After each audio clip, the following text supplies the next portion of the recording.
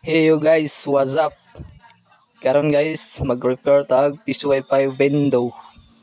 Ang problema niya ni guys, dili niya basahon, dili siya mo credit, dili niya basahon ang coins na atong ihulog.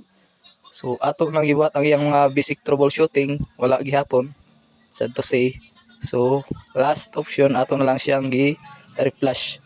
Ang iyang memory card guys, may atong gi kuha natong gi sa window din gi-reflash using laptop.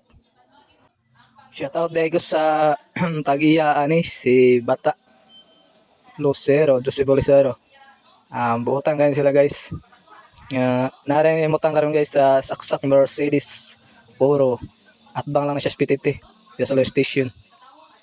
Um, sa mayong balita guys, pagka man reflash,